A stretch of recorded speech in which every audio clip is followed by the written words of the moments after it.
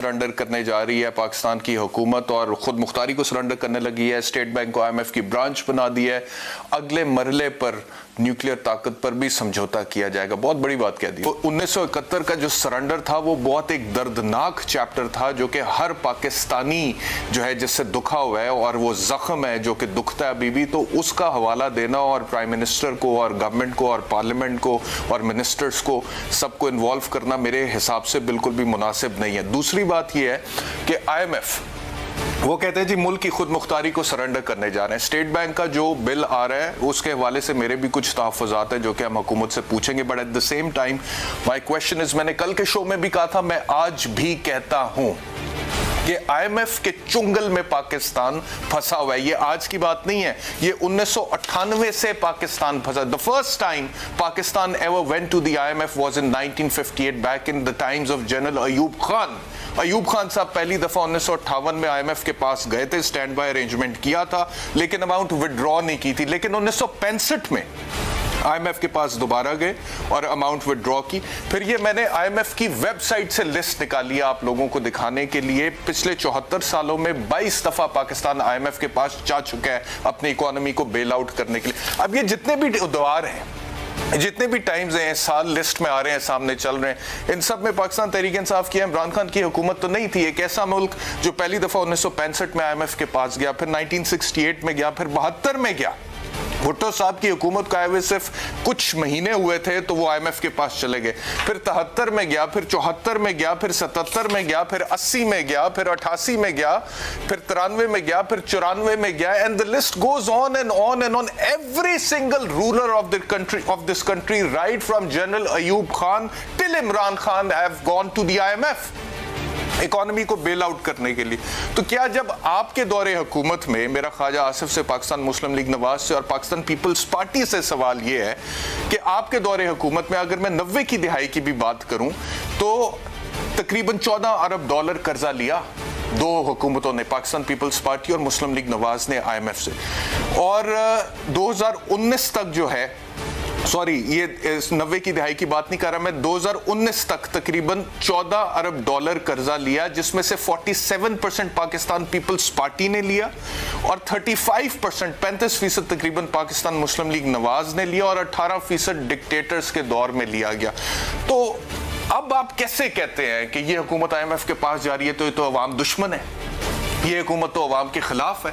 یعنی کہ جب آپ جاتے تھے تو آپ عوام دوست تھے, آپ بھی تب عوام دشمنی کر رہے تھے. تو ہمارے مسیحا آپ نہیں ہیں, ہمارا مسیحا وہ ہوگا جو ہمیں IMF کے چنگل سے نکالے گا, جو ہمیں اس وشیس سرکل سے نکالے گا. یہ چیز سمجھنا بڑی ضروری ہے. عمران خان صاحب یہ کہتے تھے میں IMF کے پاس نہیں جاؤں گا, خودکشی کر لوں گا, یہ انہوں نے کہا, لیکن انہیں بھی IMF کے پاس جانا پڑا. تو وہ بھی ہم اس چنگل سے نہیں نکال سکے تو ہم ان پہ بھی تنقید کر رہے ہیں. ہم کون سا کہہ رہے ہیں کہ عمران خان بڑا اچھا کر رہے ہیں؟ ہم کون سا کہہ رہے ہیں کہ IMF کے کہنے پہ اگر ہمارے اوپر ٹیکس زیادہ لگایا جا رہا ہے, 355 ارب روپے یہ حکومت اکٹھا کرنے لگی ہے, 150 شاہ کے اوپر ٹیکس لگا کے, یا گیس کی قیمت بڑھاتی ہے, بجلی کی یا پیٹرول کی قیمت بڑھاتی ہے IMF کے کہنے پہ, تو بڑا اچھا قدم اٹھایا جا رہا ہے. ہم صرف یہ کہہ رہے ہیں کہ اگر یہ غلط کر رہے ہیں تو آپ بھی یہی کچھ کرتے رہے اس عوام کے ساتھ, آپ نے بھی عوام کو اسی طرح رگڑا دیا.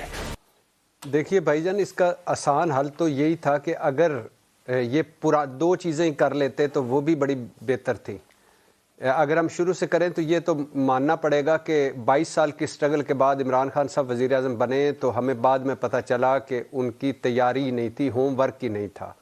دوسرا پتہ چلا کہ انہوں نے right people for right job نہیں لگایا. تیسرا پتہ چلا کہ ان کے وعدے دعوے نعرے ہوائی فائرنگ تھی. اب اس کے بعد کیا, چلو مان لیا یہ ساری چیزیں نکل آئیں, اب اس کے بعد یہ اگر دو چیزیں کر لیتے کہ ایک تو پرانی غلطیاں ہی نہ دہراتے اور دوسرا زبانوں پر کنٹرول کر لیتے تو بلیو می آج صورتحال بہت بہتر ہوتی. یعنی آپ شروع سے اگر شروع کر دیں تو یہ غلام سرور صاحب کا گیزر لگژری آئٹم ہے, اور پھر اس کے بعد شوکت یوسف زئی صاحب کا ڈاکٹروں کے بارے میں کہ پکوڑے بیچنے والوں کو ہم نے نوکریاں دی, وہ سر پر چڑھ گئے. شوکت یوسف زئی صاحب نے فرمایا کہ اگر ٹماٹر مہنگے ہو گئے تو کیا ہوا, دہی ڈال لیا کریں سالن میں. اور حفیظ شیخ صاحب نے جو پہلے ارسطو تھے معاشیات کے, انہوں نے تو کہہ دیا کہ 70 روپے کلو ٹماٹر بکتے ہیں, پتہ نہیں کہاں بکتے تھے. پھر اس کے بعد وہ جو ان کے ہیں مشتاق غنی صاحب انہوں نے فرمایا کہ 2 کی بجائے 1 روٹی کھا لیا کریں. علی امین گنڈا پور صاحب نے فرمایا کہ 9 نوالے 1 روٹی کم کھائیں کریں, 9 دانے چینی کے کم ڈالا کریں. پھر اس کے بعد انہوں نے وہ جو علی امین گنڈا پور صاحب نے ایک دن ٹی وی میں کہا رات کے شو میں کہ وہ کلبھوشن کو نون لیگ نے بھگا دیا ہے. انہوں نے خالد شہد والے انہوں نے کہا کہ میرا بیٹا میری زمین میری گاڑی, جب وہ چھوٹے بیٹے کو چلا رہے تھے, وہ اپنی گاڑی چلوا رہے تھے ان سے. پھر اس کے بعد آ جائیں زرتاج گل صاحبہ کہ میرا لیڈر وہ ہے جو دیوار کی دوسری طرف دیکھ لیتا ہے, عمران خان صاحب. ساری برف باری اور بارشیں عمران خان کی برکت سے ہو رہی ہیں. کرونا 19 اس کا اس لیے نام ہے کہ اس میں 19 پتہ نہیں پوائنٹس ہیں کہ کیا ہیں, اور اس کی عمران خان کی تو سمائل ایک بڑی کلر ہے, اور وہ آتے ہیں جس انداز سے چل کر آدھے مسائل تو حل ہو جاتے ہیں. پھر وہ عاشق فردوس صاحبہ نے کہا کہ جب اوپر تبدیلی آتی ہے تو نیچے زمین کے زلزلہ آ ہی جاتا ہے. اور پھر اس کے بعد انہوں نے پتہ نہیں 5 روپے کلو مٹر بھی بیچے, پتہ نہیں وہ کہاں سے ملتے تھے. پھر اس کے بعد یہ جو اسی طرح آگے آتے جائیں, یہ ہمارے غلام سرور صاحب, سائیں بزدار کہ میں غلام سرور صاحب کو چھوڑ دیں, گورنر صاحب کو, چلو ان کو تو کہ ہم نے سارا کچھ ہی گروی رکھوا دیا ہے وہ چھوڑ دیں. سائیں بزدار صاحب کہ میں تو ابھی سیکھ ہی رہا ہوں.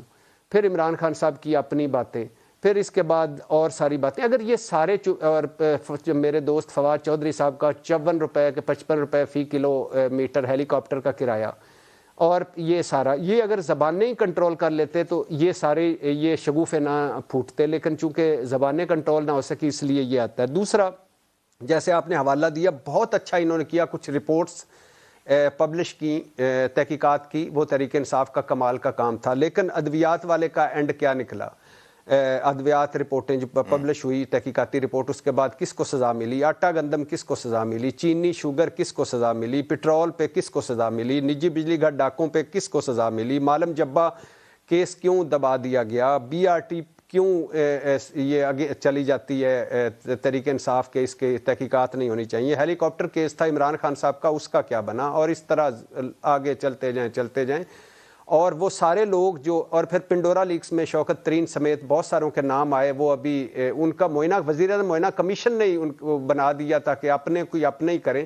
حالانکہ بقول عمران خان صاحب جب کسی پر الزام لگتا ہے تو وہ وزیروں کو ریزائن کر دینا چاہیے. جب